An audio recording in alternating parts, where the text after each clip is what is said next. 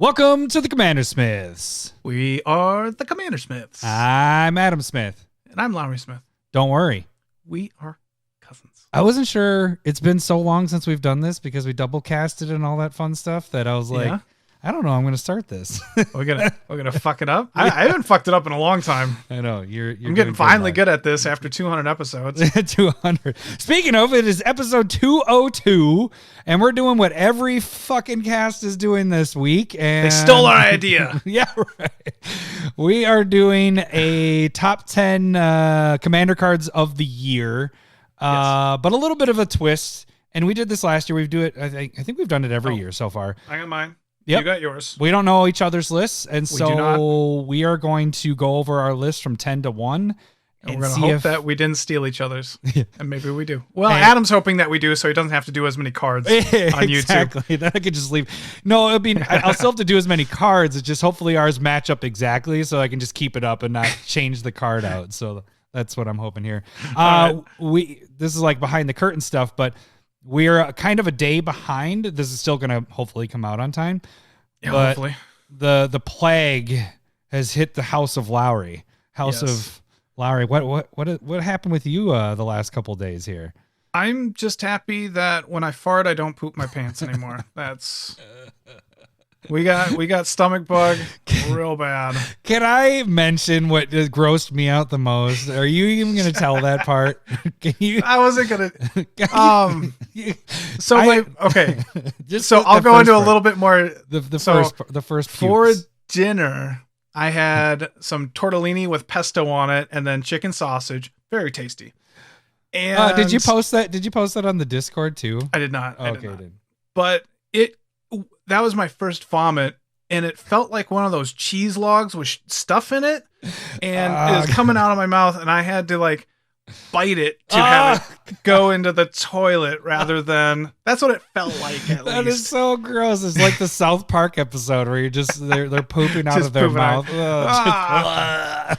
It was so bad. And then I go up for you. I'm like, hon, I'm not feeling good. She's like, I'm not sleeping either. And so it was off and on between me, my wife, and my son until about 5:30 in the morning. And you're just lack of sleep and Yeah, there was no sleep. And I was sleeping on my son's floor after he started because he obviously was upset. This is probably the first time that he has been like throw up sick like this. It sucks when littles get it. Yeah. Like, because he doesn't understand. He's just like, doesn't know what's sleep going with on. Me? And I'm just like, okay. Yeah.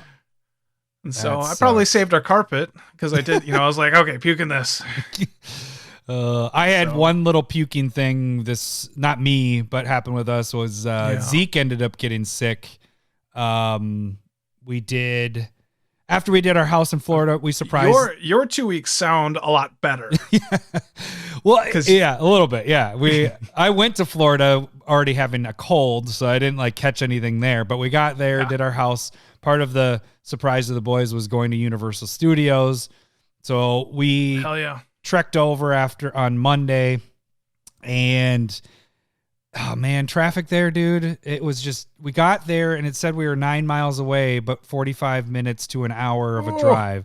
Yeah. So it was just, you could have walked that. Right. So we get there, and I don't want to go really long story, but anyways, it took us a long time to get into the actual park because there were ticket issues, because you have to be a resident. And if my stepdad's a resident and he wasn't there with us, and actually he couldn't buy it for us, blah, blah, blah, blah, blah. Anyways, we ended up spending an extra $100 a person each because we weren't resident. We get in there. It's like 7:00.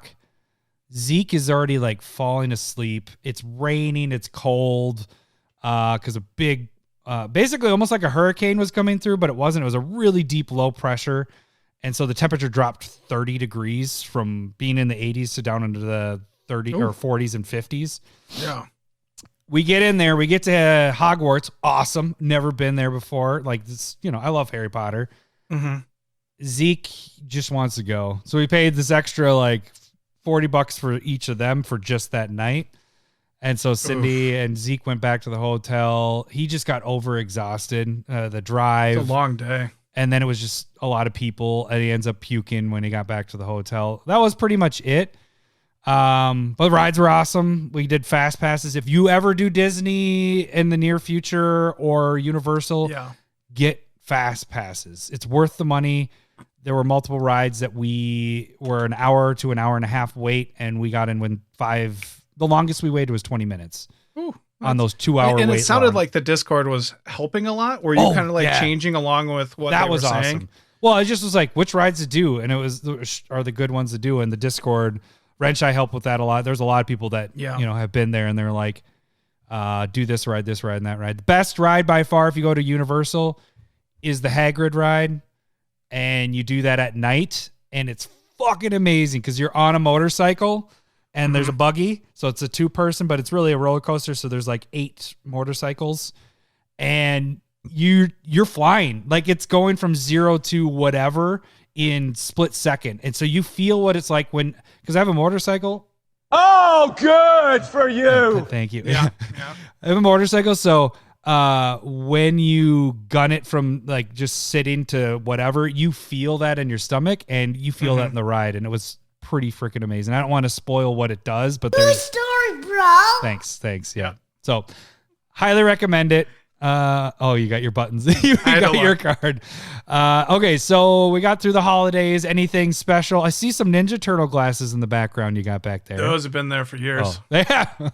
Well, they haven't been there for years. I just am now noticing them back there. Is there anything that you got for Christmas Magic related? Or No, I don't encourage Magic the Gathering giving to me. I got a blanket. See this blanket? It's a Magic the Gathering card. It's just the one side, right, though? Yeah, just one side. That's pretty cool. And then I got this kind of for myself. It says, there's some ho-ho-hos in this house. Wow. Yeah.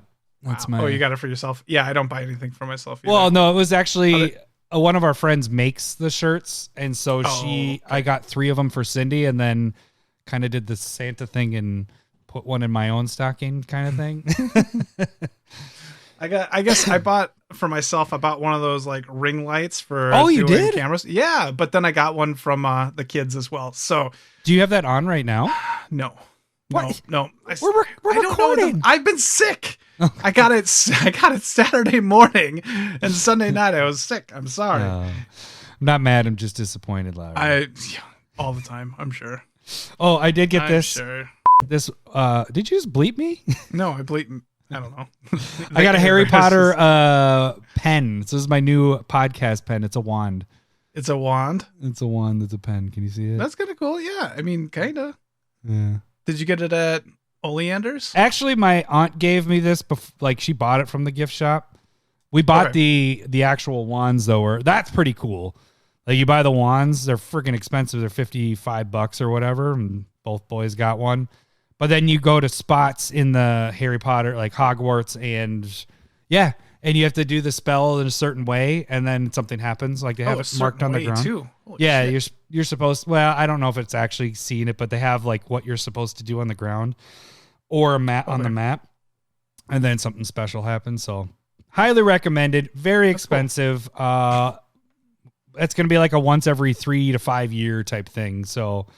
Much better than when we went 3 years ago to Disney, because Disney was just once in a lifetime. It doesn't for my kids. They'll get to go once, maybe not Universal. I don't know. That Universal had some really sweet. I mean, the rides are sweet, and it sounds like they're shutting down certain things and expanding the Harry Potter universe.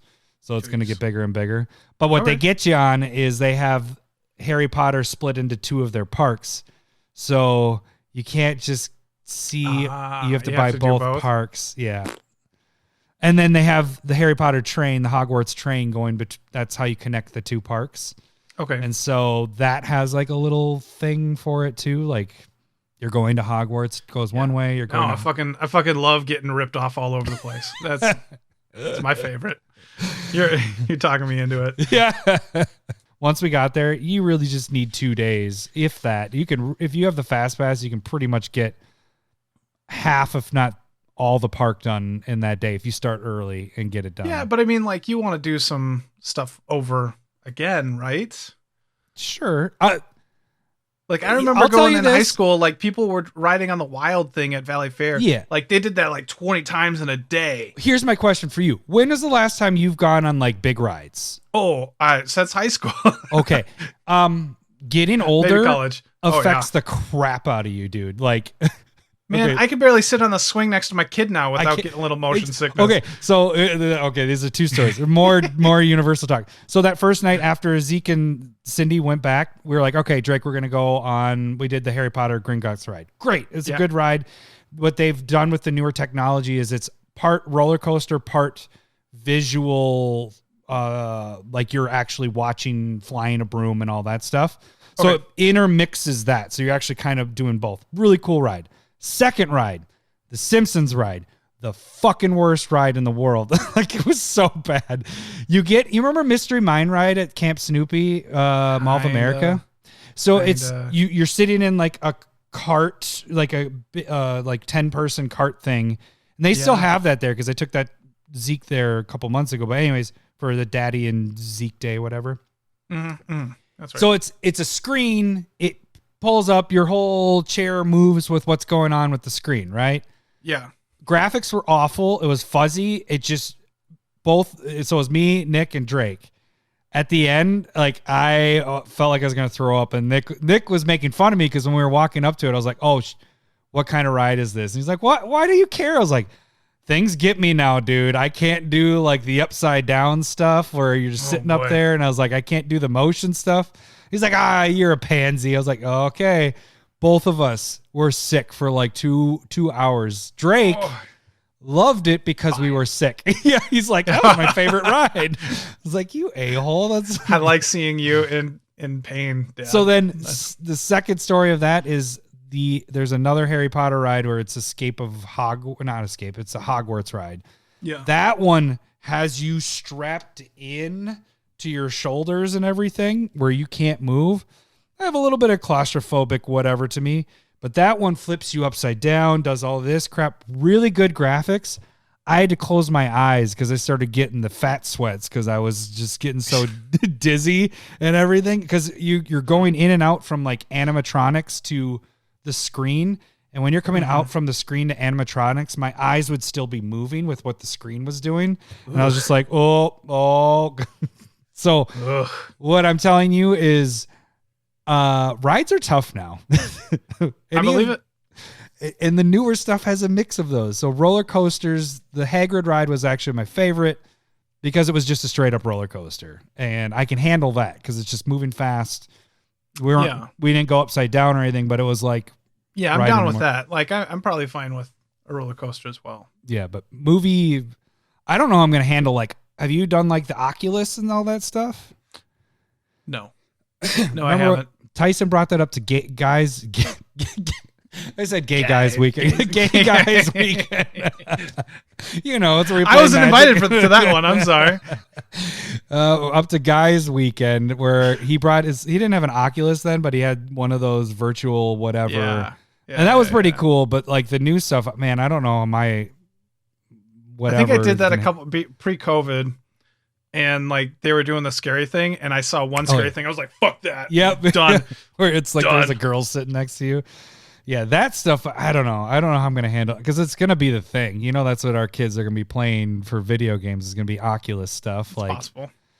That seems getting big. Anyways, we are 15 minutes in. We should probably get to our actual episode. So we're going to do our top 10 cards. We got Stump the Smith, Savant, and we got Staple Versus. So, what are we doing for Staple Versus this week before we even get to that? Oh, we're going to do Exploration versus Burgeoning. That's going to be a good one, I think. I don't know if it is.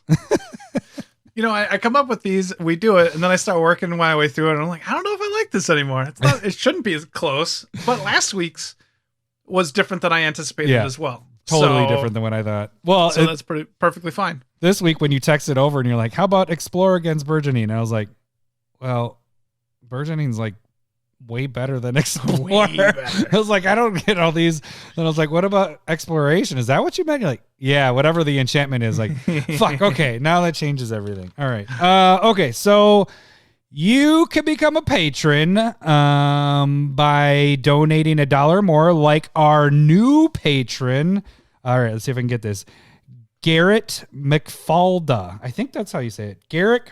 Can't even read. Garrett McFalda, I think it is. It's actually MacFalda. Welcome to a meat forest. That sounds like a fairy tale of a meat forest. So you can, thank you, Garrett, for becoming a patron. You can donate $1 or more, gets you in the Discord, gets you chatting with us. $5 or more gets you the proxy of the week. You're at the common, uncommon, rare, mythic level. When you get to that uncommon level, you can start getting foils if you want to choose that. So that is the financial way to support the show. That's how we're able to expand all of our stuff. We've gotten upgrades on our equipment and all that fun stuff. But the free way to support the show is to check out YouTube, subscribe to our channel there. You can watch our episode like we're talking about right now. You can see us doing all our fun stuff. See what we're drinking, which it's the middle of the day because we're not doing a nighttime episode. So I'm drinking energy drink water and Lowry's drinking Gatorade guy. Gatorade right now. So you're going to get completely sober Adam and Lowery this week. You can check out the podcast. Numbers down. Yeah, right. Well, that was boring. Everybody just switched off. I like you better when you're drinking. I do too. You can also check out our videos like Curated MTG, which is a bi-weekly pod or video. And this week's Monday's Curated was Bequeathal. Excuse you. Sounds dirty. Yeah, I know. One green aura. When that creature dies, you draw 2 cards. And so Modrotha likes it, or any like where you're gonna sacrifice creatures is pretty cool. Or if it's in like that Enchantress style deck, give it a shot. Yeah, well, and you kind of combined it with when you said Skull Clamp. That's kind of nice when your creature dies, and not only does it draw you 2, but it draws you 2 more, so you get 4 on top of that. Yeah, so it's a bad Skull Clamp. Yeah, get that. It's a bad, but it's still, probably Green's Skull Clamp. It's a card I haven't seen, so that's kind of the point. The more you know, little star just goes over my head. All right, so that is Curated MTG. Check that out there. Biggest thing on those. Watch it all the way through, give it a like, and shoot some comments on there because we will respond on there. Other videos we have is, the secret layer stuff. So the breaking point, whatever we call it. When we get the new secret layer drops, we breaking down those in a kind of a quick video, kind of like the Curated MTG. Currently, we are between secret layers because we don't have one. Weird. Yeah, we don't have one announced, and the other one just ended. So those will be coming whenever those get announced. Those will be popping up. But you can also see Proxy Time, which is on Sundays at 7:30. That'll be starting up again this Sunday. I'm hoping it will. Yes, because it's not the day after New Year, so I'll feel fine. Yes. Although we have kids, New Year's has changed quite a bit having kids. It's not like the party it used to be, especially because it's Cindy's birthday. We used to whoop it up. But it was a good time. Yeah. So check out that. I don't know what I'm doing for this week. I have a couple things on mine. Do get suggestions from the Discord. I know the swords are something I got to kind of touch on because we just talked about the swords in our staple verses that kind of triggered the, hey, I need to work on those swords. So, all right. So that's that. What else do we have on YouTube? Oh, we're going to be having some new stuff starting soon-ish. Spotlight decks are going to be making their appearance soon-ish, right? You, me, you more times than me. For every one I do, you'll have 10. That's not true. You're talking about for the year then. You'll get 1 in a year. I think so. I'm hoping to start doing like brewing. I don't know what it's going to be called yet, other than maybe next week I'll probably just aim to try and do switcheroo. Okay. And just work through some decks and try and get the handle on it, see the timings, see what's going on. And then after that, I'll probably build Umbrus. I got a stack of cards that I want to just go through ideas and then work from there. Yeah. So this will be we're going to kind of workshop how we're going to do it all, but that's going to be a kind of a live way to look at or talk with us if you want to interact. It's kind of like the Proxy Time stuff. I'll also be doing some of those spotlight stuff with Lowery, or not with, but also alongside Lowery doing some of those, but mine just won't be as often. So it's going to be Lowery's little thing. We're also going to be expanding things to the Twitch world and the TikTok world, hopefully.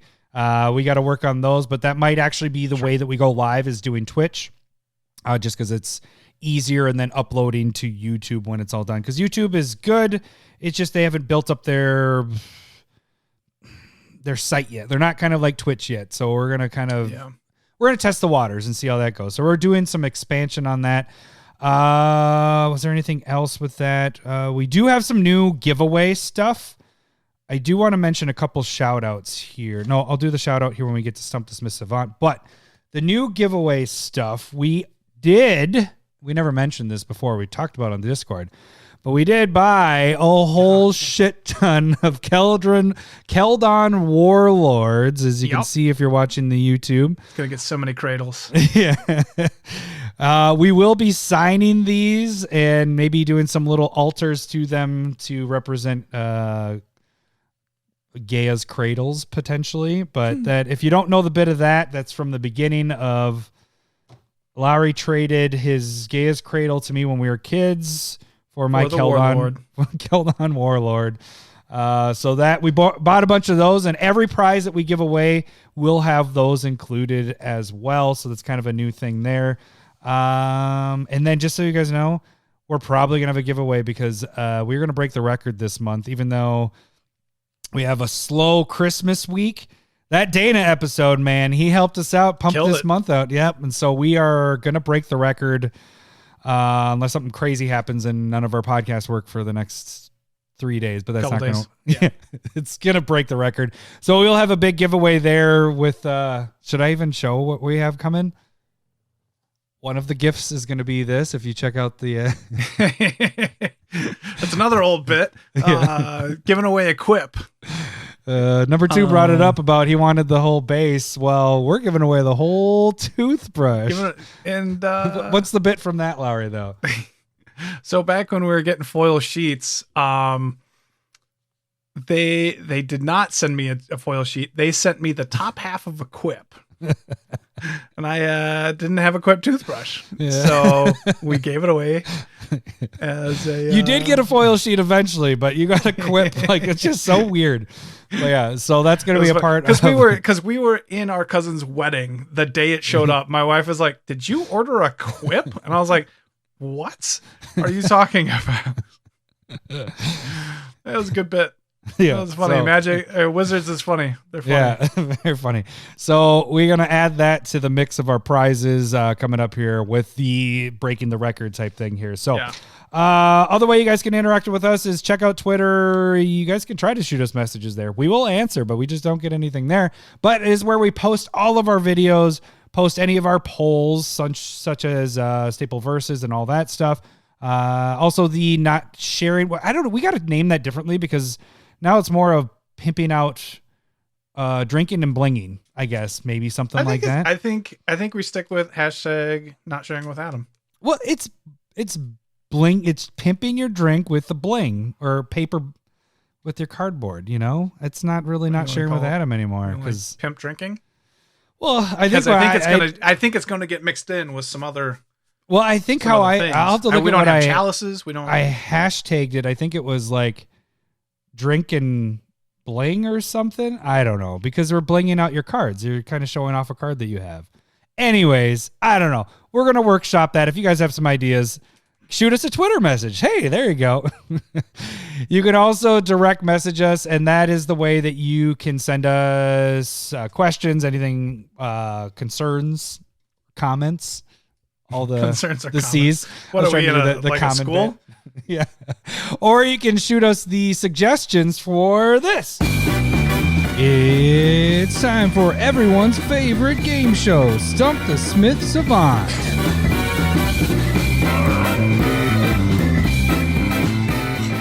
And the reason why you can shoot us the comment or your suggestions for Stump the Smith Savant is Larry doesn't read the email, so he will not see that there.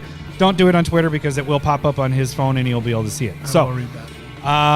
If you want to shoot us some suggestions, that's where you do it. Just say no eyes for Lowery or just whatever. Name it Stump the Smith Savant. If you don't know how this game works, I am going to read the flavor text of a card.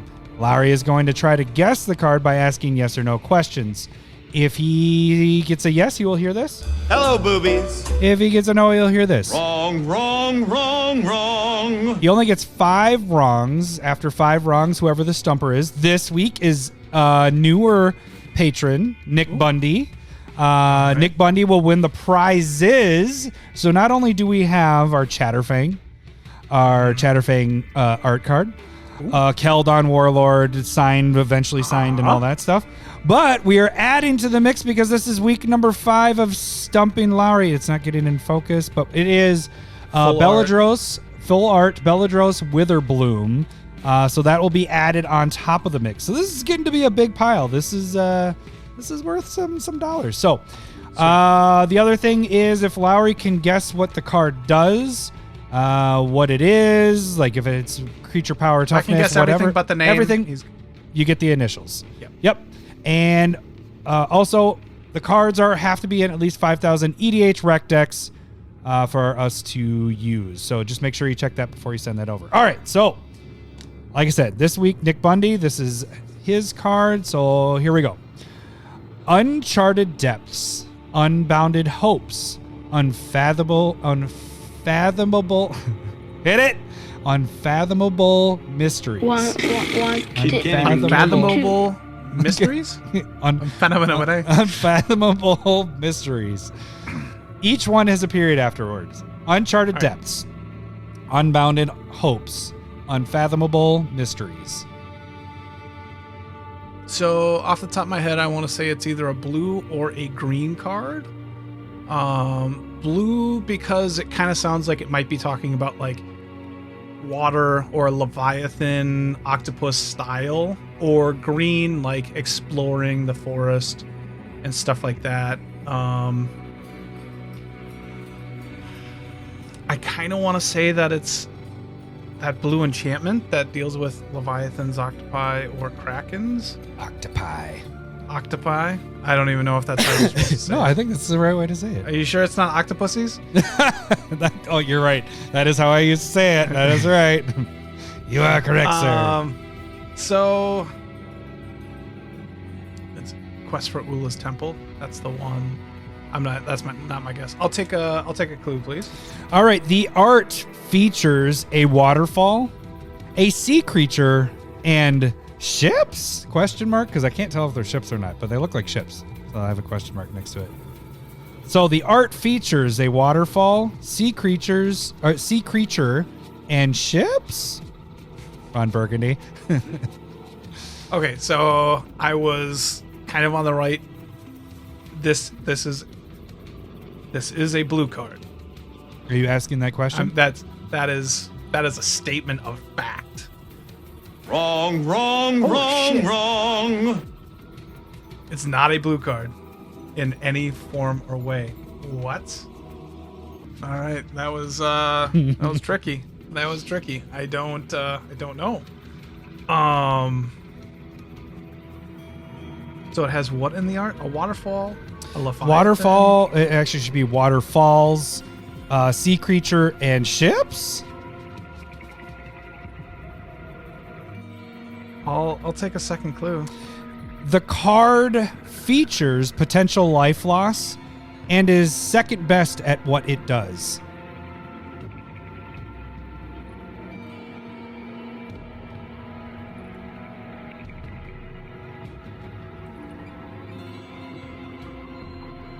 Second best at what it does? Uncharted Depths, Unbounded Hopes, Unfathomable Mysteries. Art features waterfalls, sea creature, and ships. Card features potential life loss and is second best for what it does.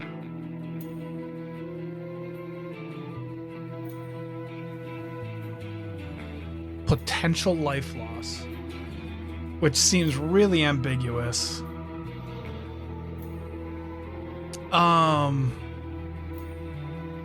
So there's like, so are we almost talking like a reanimate card, like black,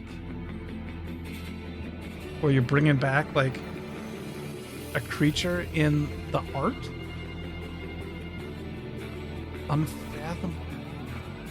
Second best at what it does.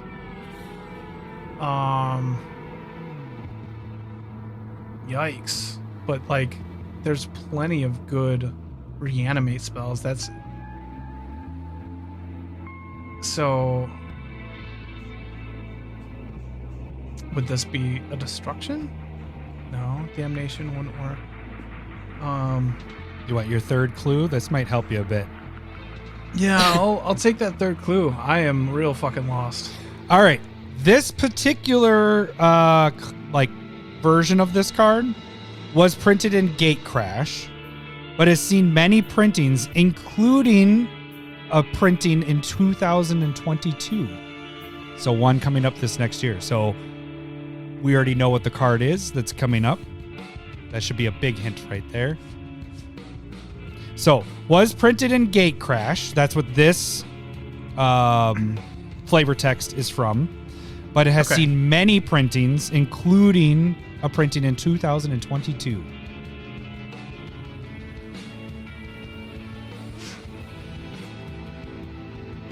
Oh, shit. Yikes. Art features a waterfall, sea creature, and ships. Card features potential life loss and is second best at what it does. Was printed in Gatecrash, but has seen many printings, including a printing in 2022. And is not a blue card. Oh. Quiet. I kept the dog in here because I thought that she wouldn't bark into it. She's protecting you. Hey, lay down. Didn't even see her there. Okay, so I can admit that I'm fairly lost at this point. So let's go with Gatecrash is a heavy multicolored set. So even if I get one color wrong, that means. So let's see, what were the color pairings there? It could be multicolored. Is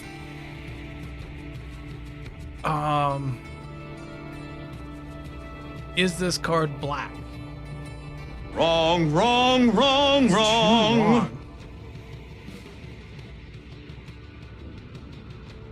Holy fucking shitballs.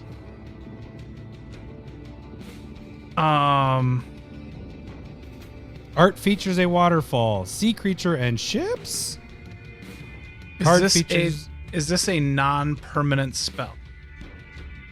A non-permanent spell. Instant or sorcery? Wrong.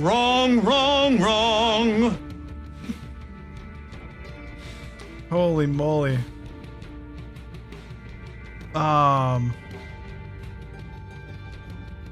That's 3 wrong. Mm-hmm. 2 left. I am so not okay. So it's a permanent. It's not black and it's not blue. It has a sea creature, waterfalls, and some maybe ships, but it's like all of that art screams blue, but it's not blue. Gatecrash had black, white. Card features potential life loss and is second best at what it does. Red, green. Was printed in Gatecrash, but has seen many printings, including it will be printed in 2022. Yeah, that doesn't help me. I don't remember anything that's being like previewed. There is something. I'm sure there is. Many times, and I'm assuming most of them are Commander products. But if I can't get like the color,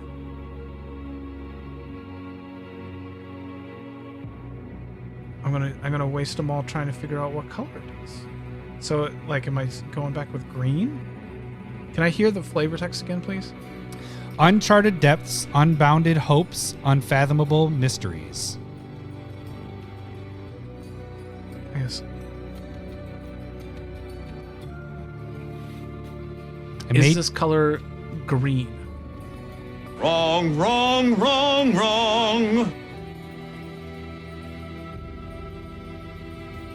Art features a waterfall, sea creature, and ships. Card features potential lost life and is second best at what it does. Was printed in Gatecrash, but has seen many printings, including it will be printed in 2022.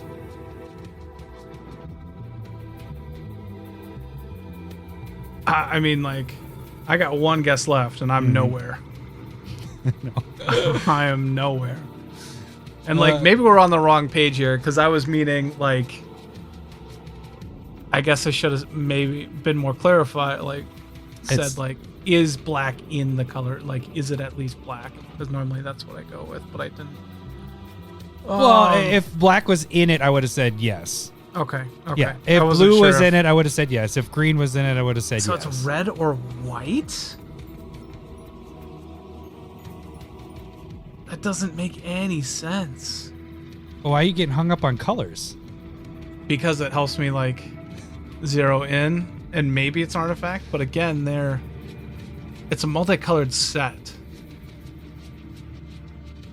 And so I guess it could be an artifact or colorless or, you know, something like that, but it's a permanent. I think we're going to have some clarification. Always when you get stumped, we have some clarification at the end that we have to do. Because it's... So more than likely it's an enchantment or an artifact, I guess. Because I don't see that being a creature or a planeswalker. Planeswalkers rarely have any. There's potential life loss. And is second best at what it does. Second best at what it does. Was printed in Gatecrash, but has seen many printings, including 2022. I'm not going to give you hints, but what if there's only one really thing we've talked about for 2022 that we know that is reprinted. Like that we know of cards. And that's too much helping you. But I think you're kind of... No, I know. Like, you're just repeating the obvious, but I don't know what's being printed. We've talked about it on the cast. That's why I was like, oh, this will help because we've only talked about... There's only... I don't remember talking about this on the cast.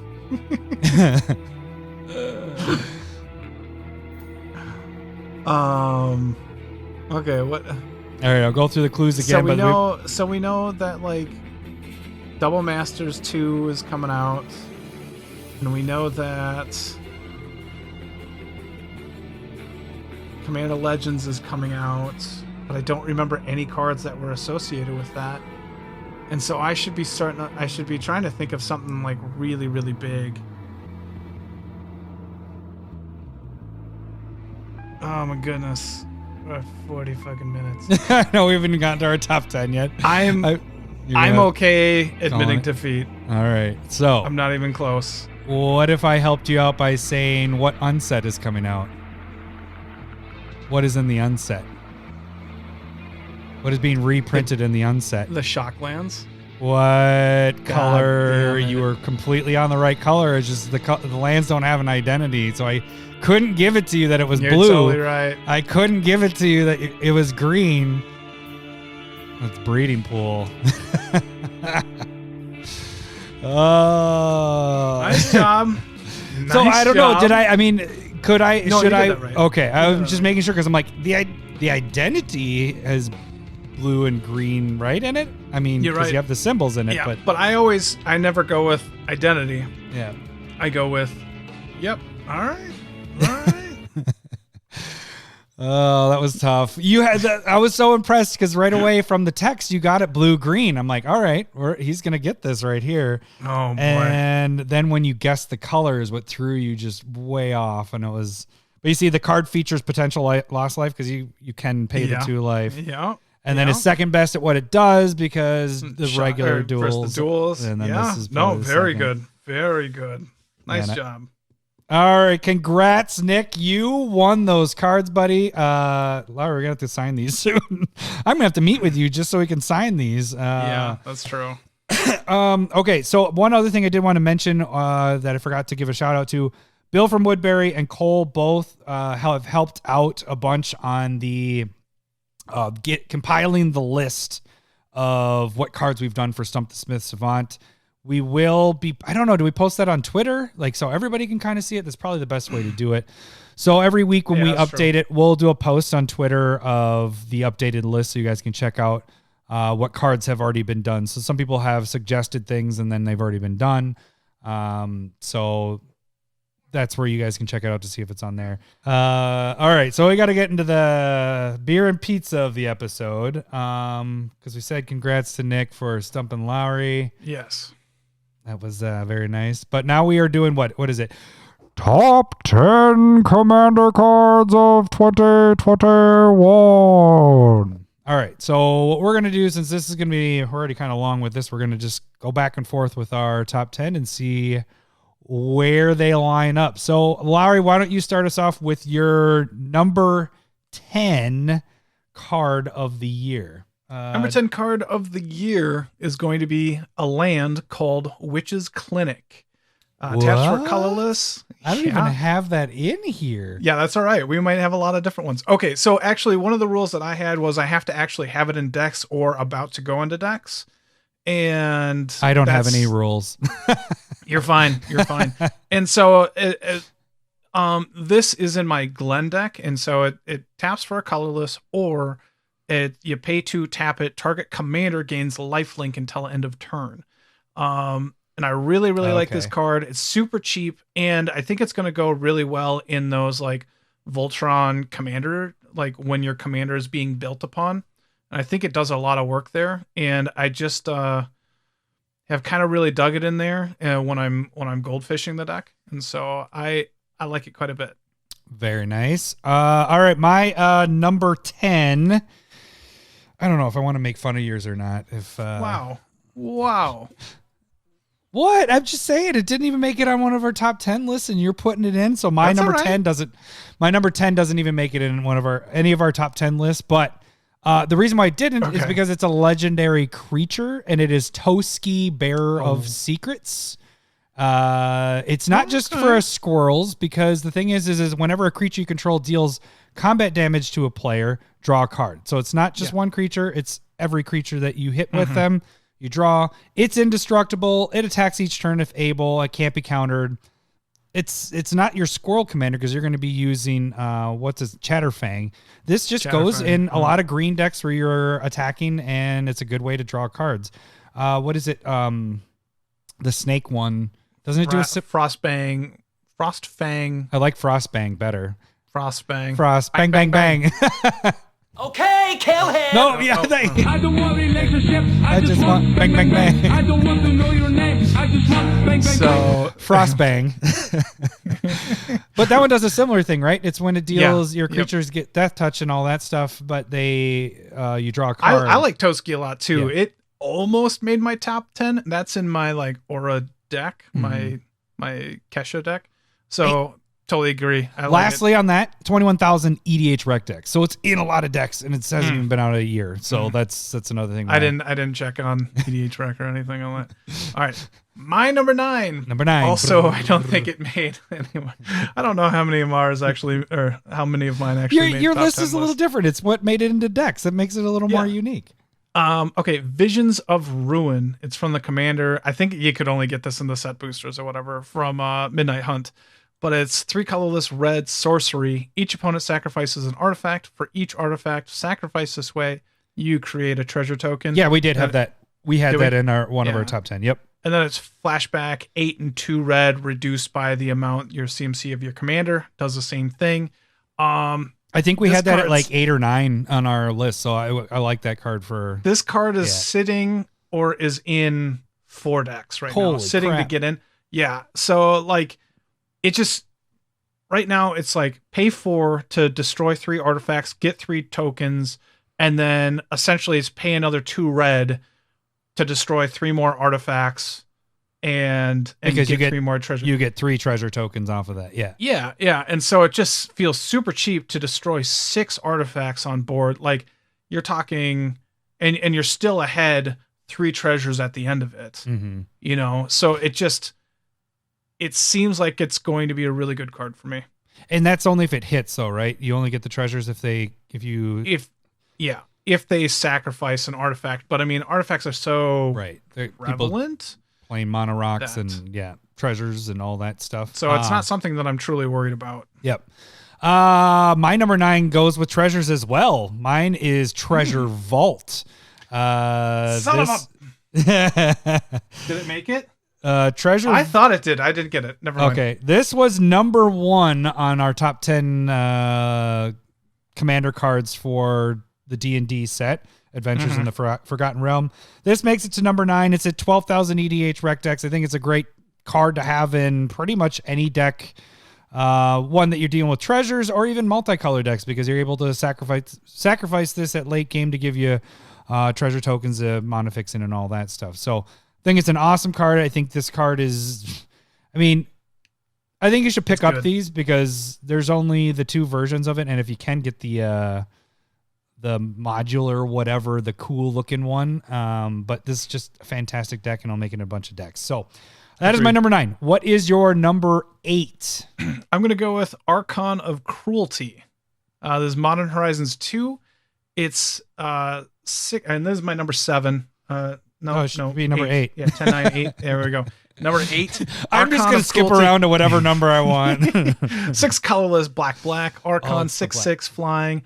Whenever it enters the battlefield or attacks, target opponent sacrifices a creature or planeswalker and discards a card and loses 3 life, or planeswalker, and loses 3 life. You draw a card and gain 3 life. This is probably the best non-Eldrazi creature out there. Like that's very fair right there. Yeah. But like it's non-Eldrazi, so like those kind of tend to be the top dogs. But this is mashing up Euro and Croxa into one card. It's just really, really good. It's very powerful. It's drawing you cards. It's kind of like it's like a Cruel Ultimatum, but on a creature that can do it over and over and over. It's a really good reanimation target. It's a really good like cheat into play target. It does a lot in my Vivictus Asmati Dire deck. It's like one of the best creatures to just pop into play. And like I would probably rather do that over maybe like it's up there with like Old Gnawbone. It's like one of the best creatures that you can be getting. Old Gnawbone's probably right there too. So I will give a little Old Gnawbone was on my list of my, like I had 19 cards I had, and then I whittled it down to 10. It did not make my top 10 list, but it is a good freaking fantastic card. Yeah. Well, mine is also a black card, and it is actually Meat Hook Massacre is the one that I went with for number 8. I do not own this card. You got this card from Card Kingdom, right? On a Card Sphere. Oh, that's right. It was a trade.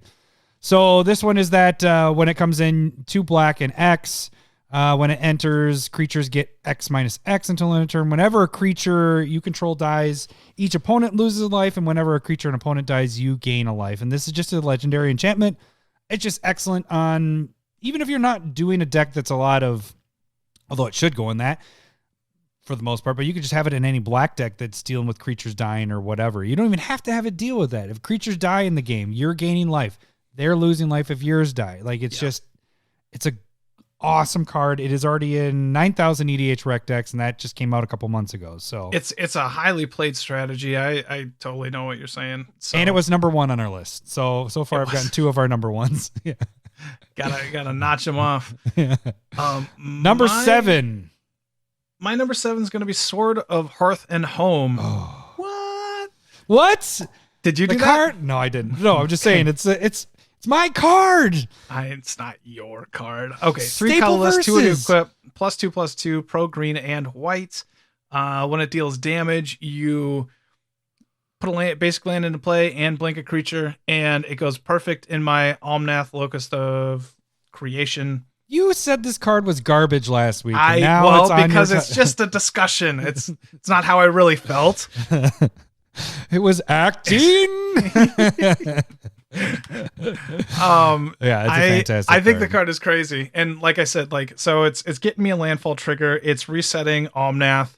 And let me give you the stats on that one, because it was on my top 19 but didn't make the cut. 11,000 EDH rec decks, and was number 5 on our list for Modern Horizons 2 commander cards. So right on. We're not too bad. I love that card, as you know from last week too. I like it.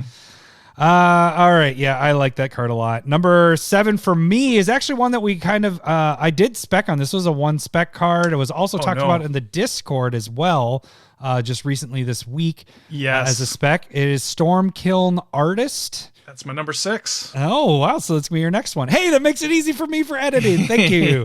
So number 6 and number 7 for me is Storm Kiln-Artist. It is 3 and a red for a dwarf shaman. The dwarf part doesn't matter. I mean, it helps with Magda, but really what it gets 1+0 for each artifact you control. And then whenever you cast or copy an instant or sorcery spell, create a treasure token. So that is just awesome. You're casting spells, you're getting mana kind of back.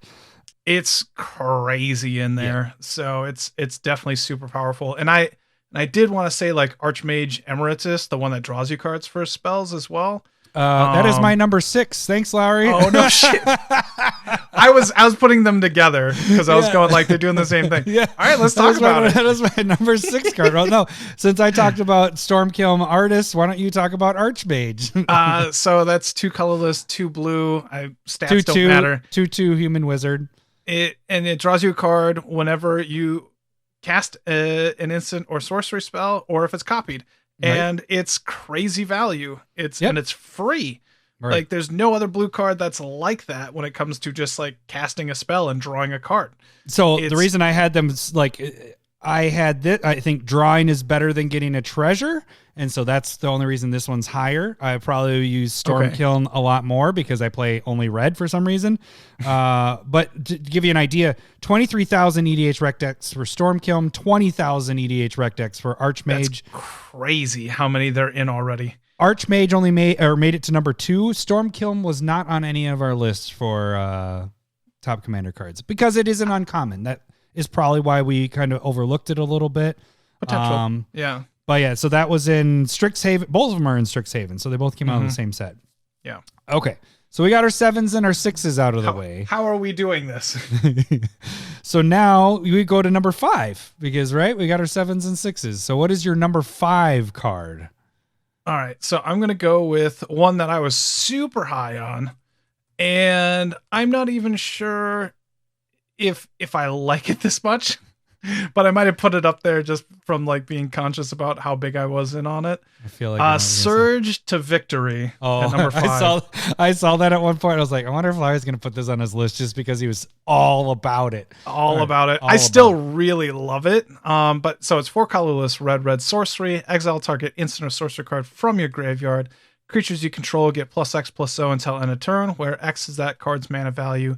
Whenever a creature you control deals combat damage to a player this turn, copy the exiled card. You may cast the copy without paying its mana cost. I think the big thing, like it's awesome in Calamax. Mm-hmm. And I think the other big thing that I might have missed on it when I was first going with it is like, you need to have like a couple of different strategies you need to get a little bit to make it work. Yeah, I mean, you need to get through is the big thing because it doesn't need to deal combat damage. You kind of want to be going wide. Yeah. But you also want like some sort of interaction that's going on in your deck. So like, I think it'd go well in that like Breaker of the Coil deck where you're like also goading their stuff. And like I said, I got it in Calamax. I think it's good. I think it's a really good card. I think it's a really powerful card. But I don't think it just kind of goes in every deck. But I do really, I think the blowout potential is huge. I think it's really big. So I don't know. So it makes your 5 position because you still love it so much. I still love it, but it's not in a ton of my decks. It's not like I have the reservations on it, so I get it. But for some reason, I just really, really like the card. So that's why we have separate lists. Because it does some damage in Zephi. Seen or heard number 2s doing that thing because that's just Zephi is just stupid. Anyways, my number 5, it did not make it on any of our lists. It is in 11,000 EDH rec decks, and it is Academy Manufactor. This is a 3-drop artifact for a 1/3 assembly worker. If you would create a clue, a food, or a treasure token, instead create one of each. It just has tons of value to it. Treasures are becoming more and more just evergreen with every set. They have treasures. Clues and food are not, but even if it's just making a treasure to get a clue, a potential draw, and a food token, which is life, that's kind of nice. I mean, you don't have to have it in a deck that's like needing tons of artifacts or feeding off of all like treasures or making whatever. Just getting that value with all three of those in there. It's draw, life, and more mana. That's pretty fantastic right there. And like I said, it's 11,000 EDH rec decks. That's why it makes it my number 5 spot. Wasn't on any of our lists, but it probably should have been. So, all right, number 4 for you, Lowery. There's one that did not make any of our lists, but it's gone in about 3 or 4 or sitting in waiting to go in. It's called Druid Class. It's from the D&D set. Colorless green. It's a class. Whenever a land enters the battlefield under your control, gain 1 life, and then you can pay 3, and then you can play an additional land each of your turns. I don't care about the level 3 because that's bad. It's the second one. But just those 2 right there, like, it goes great in Trilasara. It goes great in my Kenrith deck. It goes great in Omnath, because like getting those extra land drops, even if it's just like the 3rd or 4th version of this, like not as good as we'll be talking about in a little bit. But still, this, like, I was able to pick them up for like 20-30 cents a piece, and I just bought like 7 of them. And I was just like, it's so much easier to put in decks when it's cheaper like that. You know, you're just going to have them instead of waiting for you to make proxies for me. And so the card is really, really good. Like it fits in those like landfall decks. It fits in the life gain decks. It fits in. It's super cheap, manageable. You don't have to, you know, I just really like it. And this is my number 4. That's huge. That's crazy. Yeah, it's cheap. You can get the foil ones for $1. Get the foils for $1, and I need to pick up those too. Okay, so my number, we're on 4, right? Yeah. My number 4 also deals with lands, but in a different way. It is Tireless Provisioner. It did not make it on any of our top 10 lists, but it is in 17,000 EDH rec decks. It is from MH2. It is 1 green, 2 colors for a 3/2 Elf Scout landfall. Whenever a land enters the battlefield under your control, you create a food token or a treasure token. So it's giving you an option. I think it would have been just as good if it was just treasure. Fuck the food. If it was just treasure, I would have loved it just as much. This is just a really good, like, and I think people talked about it on the Discord a little bit, because I think I did pick up a bunch of these in foil with my Card Kingdom buy list, whatever, but it made comparison to Lotus Cobra. This is just like a better Lotus Cobra, because the mana empties out with Lotus Cobra. This makes you treasure tokens that you can sacrifice, or food tokens if you really want it. So I think there's just so much more like artifact, you know, togetherness, and holding the mana forever. Like, it's good. It's good. Yep. So this is, and like I said, 17,000 EDH rec decks, and this came out in the spring/summer. And it's a special set. This is just, go pick these up before they go up to $10. Even just non-foils. I picked up foils, but non-foils are approaching $2. And this, after Modern Horizons 2 stuff is done being printed, this is easily going to get up to $10. So we're not doing finance here, but we're just saying good cards. But I'm saying pick this card up, just like you were saying with Druid Class, and I'm going to do the same because that's an awesome card. What is your number 3 card? I'm going with the 2 commanders that I fell in love with this year, and they both came from Strixhaven Commander sets, which would be Essex and Oscar. They are such fun commanders, and so that's all I got. I mean, okay, Essex plays around with tokens. When you have tokens coming into play, you can have them be whatever other creature that are on the board. And then Oscar, you're just like getting a lot of value. Oscar's just good. Yeah, it's just off it's a ton of value off artifacts. Those cantrip artifacts. You can play around with like which creatures you're coming into play. You have ETB effects. You can have sacrificing effects. Like, there's a lot of kind of fun stuff that you can do with both those. So I was just saying, like, because I built Jorn, didn't really enjoy it. I still have Trilasara, and it's maybe good. I haven't played it a whole ton, but like, I don't love it. But Oscar and Essex, I really enjoy those. Sweet.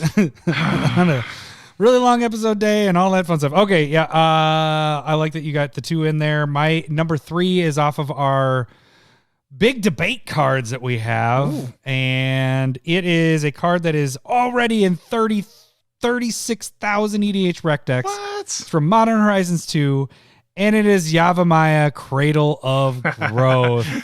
What does that mean? That's your number 3? That's my number 3. Are you like, what is going to be number 2 and what is going to be number 1? I wonder There's what a it saga. is. Wonder what it's going to be. Right. So Yavimaya, it's in 36,000 EDH rec decks. It made it to number 2 on our list when we did Modern Horizons 2 top 10 commander cards. It turns each land into a forest in addition to their other types. It's just an awesome card. Pick these up before they also get way up there in price, because it should be in almost every one of your green decks, or multicolor decks, I should say, to help with your land situation. All right, what is your number 2? Hey, number 2. My number 2 is Pest Infestation. That's a good card. Pest, that's XX green, destroy up to, or sorcery, destroy up to X target artifacts and or enchantments. Create twice X/1/1 black and green pest creatures. When they die, you gain a life. And this is in 3 decks of mine. It's in Essex. And then it's just a really good, like, removal. Mm-hmm. So it just scales so nice because, like, you pay 5, you get to destroy 2 artifacts or enchantments and put 4 1/1s into play.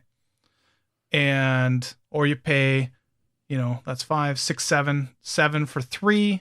And if you're making tons of mana, you can start just swarming the board. It's a really good token maker, and it's an okay removal. I think it made it either into our honorable mentions, or it was discussion before our top 10, or it was just towards the back end of our top 10 list. So I think, we both like this card. And I think it's my number 2. Yeah, right it's here. in a lot of your decks. I know what number. I think I know what both of our number 1 is. So, well, can you guess what my number 2 is? Urza Saga. Yeah. Okay. I had to do it for the bit, and actually, I think it's actually, I think it's a better utility card for, like, not better card. It isn't not as many EDH rec decks, but it's in 24,000 EDH rec decks. That's still cool. It's a lot for Modern Horizons 2. These are one of the top cards. Not as high as the number 1. T-Coats probably has 6 of those. So to give you an idea, Yavimaya was number 2 on our top 10, and Urza's was number 3. I have them flip-flopped. So I have Urza's is number 2 and Yavimaya is 3. It's just, I mean, people know what Urza Saga does, but it comes in, it gives you a mana right away. The second phase, it can give you a mana right away, or second turn as well. But you can also create a creature with it that at least is a 1/1. If not bigger. And then the third one, you're sacrificing it, but you can tap it to use the mana right away. But you're going to get a Mana Rock. It's already going to get your Soul Ring. It's going to get your Mana Vault. It's going to get your Mana Crypt. It's going to get any of these cards that are going to help you out. So you're losing a land, but you're getting those and they go directly into Skull play. Clamp. Yeah. Like, there's a lot of good artifacts at 1. So it depends on what you have in those first 3 turns. If you get it turn 3, whatever. There's a lot that this does, and I want to win the bet, so I don't want them to ban it, but I want them to ban it after a year long. So next summer they can ban Urza Saga in the other formats, so the card will drop in price, and then I can buy a bunch of these because it's just a good card. Wow. Wait, let me get drum rolls because we're say this. How about we both time. say it at the same time? I'm pretty sure we know. Hang on a second. Where is it? Drum roll. We have wah wah. Drum roll. All right, you ready? When the end of the drum roll. Okay. Our number 1 is Esper Sentinel. Yep. I can't believe that this didn't make everybody's number 1 card. Yeah, this is it's White's best draw card. Yeah, it's hands down. It's an amazing card. They didn't pin anything to it. Number 1 on our list. So with that, the funny thing is on my list, Modern Horizons 2 made it in the top 3 for me. But it's in 39,000 EDH rec decks. It's just crazy that the Modern Horizons stuff made it, like, all those cards are just highly, highly used cards. Yeah. But this one's it's by far the best card that came out this year. And that's why I've been picking up as many as I can with it, because it's a good card. I don't know if this is what it was for you, but I think Storm Kiln-Artist from Strixhaven is the only standard set card that made it onto my list. Well, I had the Archmage as well. Yeah. So, but otherwise, I have MH2 and then Commander. I had Toski as standard. Yeah. And then I had Treasure Vault. True. All right. You were much more open to it than I was. And Meat Hook Massacre.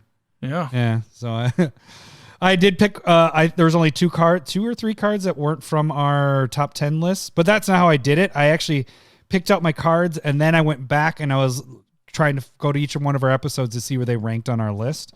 Oh. And that's how I came up with my list there. So, all right. Well, so that is our top 10 Commander cards of the year. I think they're both good lists. I know I'm going to at least, not saying that I didn't like any of your other cards, but I do want to pick up the Druid class stuff because I think that is a very good point. Especially with the next segment where it's the staple versus.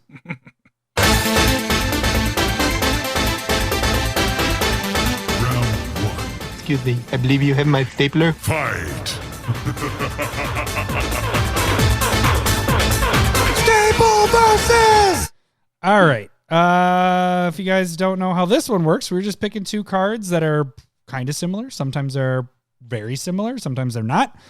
There is only one spot in this deck. So whatever the cards are, if they're a green card and a blue card, means it's a green-blue deck. And we only have one spot to put one of these cards in there. You guys have to decide. We're going to debate. Laura's going to take one side. I'm going to take the other side. And we're going to debate. And then you guys vote on Twitter, on YouTube, and on the Discord. We will compile all the numbers like we did for last week's, which was Sword of the Animist against my Sword of Hearth and Home. Where do you think this ended up? Yeah, I think you're pretty much right. I saw the Twitter poll. And Sword of the Animist did much better than I thought it did. Because I thought I had this in the bag. So speaking of Twitter, 69% went to Sword of the Animist. Yeah. Okay.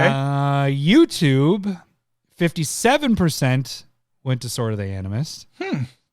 And the lovely, lovely Discord, 79% went to Sword of the Animist.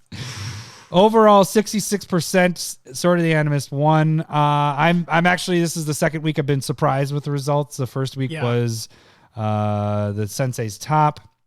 I honestly think, I think that Hearth and Home is so new that people don't realize how good it is necessarily. Yeah, after our discussion, like midway, like that was a real reaction of just like, or I don't know if you cut it, but no, I didn't cut it. I kept you. Okay. Like I don't think it's a competition at this point. I think Hearth and Home is just really, really good. Yeah. And like it's so good. Pay one more to get all that bonus. I think the biggest thing is Animus has been out for a while. People know what it does. You don't have to hit to get that you draw. just get it. But that flicker effect is huge in Hearth and Home. It is adding a little bit of, white is the spot removal king of the world pretty much. And it protects you with that. So it kind of gives a protection for your creature, gives a little bit of an evasion factor to it, and gets you the stuff untapped. That's the other part. The land comes in untapped. Not that that's a huge deal, but that is kind of one thing that T-Coats made in a point with is you can flicker the creature you're doing. Yeah, it loses, the equipment falls off of it, but you are getting a land, so you may be able to just use that land with another land and equip it right there. So then you have an untapped creature. Even if it doesn't have an ETB effect, you do have a creature that can block as well. So interesting thing. I think I kind of had I don't normally do this on Discord, but I did go into it and I'm like, I know I'm losing this one because I'm already looking at the numbers. So here's why I think that you guys are wrong. And so I went off on it and I was like, this is why this card is good. And I think in a year or two, we did this one again. It'd be interesting if we could maybe keep a note of it, Lowery, but go back to it and see where the numbers go. Maybe not even have a debate, just throw the poll up and see what people would choose once Hearth and Home has had time to breathe. Yeah. I'll try and remember that. Yeah. I think, it's interesting. Hearth and Home is crazy good. Yeah. Hence why it made it on your top 10 list. But what are we doing for this week's debate? We are going to do, I am going to be presenting my case for Burgeoning, which is 1 green, 1 enchantment. And whenever an opponent plays a land, you get to put a land into play from your hand. And oh boy, is this a good card. Like, if you play this at the beginning of the game, that's exactly it. That is your only argument. It's only so good. It's only so good. It's only good in the beginning. What is your argument? Go. What are you doing? Right, your exploration? So I have exploration. It's also a 1-drop enchantment. You may play an additional land on each of your turns. Doesn't matter if it's beginning of the game. Doesn't matter if it's middle of the game. Doesn't matter if it's late game. Every single turn, you get 2 lands to drop. You don't need to worry about what other people are doing. You're worrying about what yourself and working on your stuff. You don't need to focus on how people are playing. Burgeoning is that good that like whenever at the beginning, middle, or end of the game, you just don't have any lands in your hand because you have them all in play. Exactly. Exploration's I still only get 2. I could have 4 per round if I'm just drawing cards. It's late crazy. Game, mid game, who cares how many people are Burgeoning playing? Gets you into the late game and so much faster. You got to focus on when they're playing on their turns. It's not. Yes, I hate when Ristic Study, and I got to pay attention when my opponents do stuff. The Burgeoning is just focused. Okay, here's Burgeoning's argument. Is very good in the first couple turns. After that, I'm not saying it's crap. It's just it dramatically falls off with how good it is. It becomes a normally good card instead of incredibly good card. Exploration is just fantastic no matter when you play that card. And when you're going to have these in decks, it is going to be more focused on your landfall triggers, dealing with land dropping. You're playing with like an Oracle Moldiah. You're playing it with other things. Exploration just works better with that. You're being able to play the extra land and use it that turn instead of Burgeoning is you're playing on your turn, you're playing 1 land. Yeah. You aren't playing a second land on your turn, so you're not taking advantage on your turn. So you say go, and if they play a land, if it's mid-game, late game, they might not have any more land drops or don't even care about you getting land at that point. Absolutely. You're going to play a land, but you can only use that land if you're dealing with, instants or your effects of what your creatures are doing. So I agree that ramp on Burgeoning is amazing those first handful of turns, but once you pass that point, I'm not gonna say garbage. It just on a graph, it goes like this, like a freaking rocket, and then it goes. Whereas Exploration just is this. I don't think your side effect was good. I think it's just. Oh yeah. Okay, sorry, I do have a fart sound. I forgot that I could do that. I think so. Exploration it goes like this. It goes up, and then it goes. Okay, so I think a little bit of what you're saying here is like Exploration is just like consistently really good. Yes. And it works with those cards that you had mentioned, and you haven't mentioned like Crucible of Worlds yet either. And that's part of the whole. So Graveyard Interaction there can be really, really good with your fetch lands and stuff like that. And so Burgeoning only is working with like your opponents playing lands. Like, I agree. Like, I think it's late game. I don't think they care, and you have to have the lands in your hand. Also, I think it's fantastic for those first couple turns, like handful of turns. It's the best ramp out there because people are playing their lands. They can't hold back and go, well, I don't want Lowery to play more land, so I'm just gonna keep this in my hand. No, they're gonna go, I want this down. I think that's a better 1-drop than playing a Soul Ring on turn 1 because everybody's playing their lands that next turn. You're going, okay, I just got every single land out in my turn 1. It's probably the best ritual. Yeah. Like that next turn, you can be at 5 mana plus, and it's just like turn 2, 5 mana, easy. You're just like, wow. Like you have to have all the land in your hand as well, but like even if you're sitting at 3 or 4 mana, that's like pretty damn good. Yeah, so we're kind of getting into like a joint of arguing together with this one. We are a little bit. Yeah. I mean, okay, so the hard part is what you got to decide is, are you... But it moves, like, that's the whole thing. Like, Burgeoning just moves you into the late game so much faster. Right, but what if you draw this late game? Then you're already winning. Like, who cares? Then it's just a garbage card. It's like, oh, great. It's like, but there are cards that you don't need at the at the end of the game when you need it at the beginning. Like, you're fine. Like, what is drawing a Soul Ring for you at the end of the game? It's garbage at that point. Yeah, but it's a still one of the best garbage card. cards ever, like, That's in a the garbage game. card. It's in every fucking deck. It's a garbage card. So, but I mean, you know what I mean? Like, it's okay to have cards that are really, really fucking good at the beginning and not so good at the end. But what I'm saying so, is, burgeoning though, it so depends on your hand and having it in your hand and them playing stuff. Whereas exploration, you're manipulating how you're doing it. You're playing like you're saying, you're playing having your Crucible World so you can play stuff from your graveyard. You're making it a landfall type of deck. Whereas burgeoning, it's good out. But if you're mid game, people can just say, well, no, you're getting too much of a benefit from playing a land.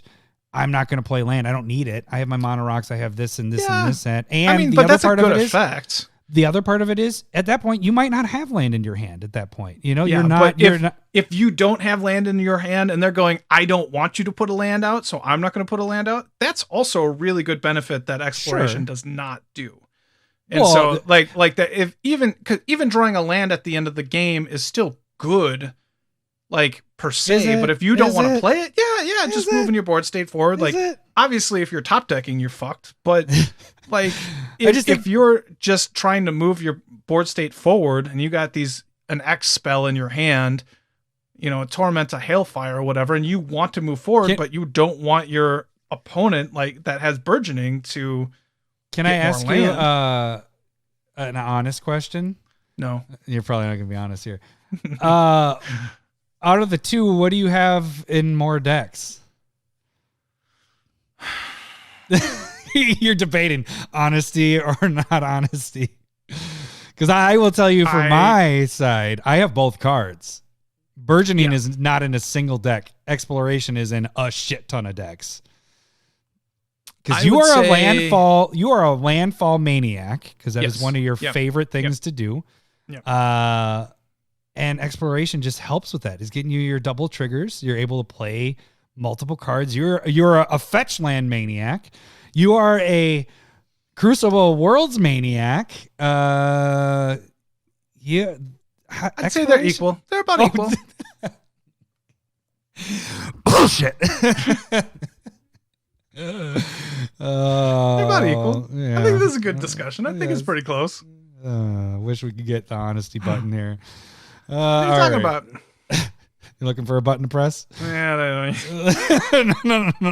There we go. Bro. All right. Well, that is our discussion. Now it's time for you guys to vote. If you guys want to do the animist way and vote wrong. No, I'm just kidding. But you guys can vote in 3 different places. You can I hope your attitude is just going to turn everybody on you, and I just win for the rest of the year. Discord. Look at that. 79%. I'm just going to win the rest of the year. I know it. You won 79%. Discord always goes for Lowery. No, I'm just kidding. So you can vote on Twitter is one place to vote. You can vote on YouTube. That is on the community tab. Just check out there. You can see all the past ones as well. And then you can vote in the Discord if you are a patron. So, all right. That should do it for this week. We are moving into the new year. Lots of things happening. New cards, I guess, next week because we got stumped this week. So we'll see what happens there, and we'll see what giveaways besides just the quip next week. We'll come up with those. So, all right. Well, that should do it for this week. We will catch you guys next week. Thanks for listening. See ya. Bye. Sega. Oh, I gotta get the button. Oh man, we have too many buttons here. I can just hold that down. I'm talking tatas. That's good. I didn't know that. Oh really? Just some bunkers for honkers. I love I guess boobs. Thanks for the memories. I love boobs.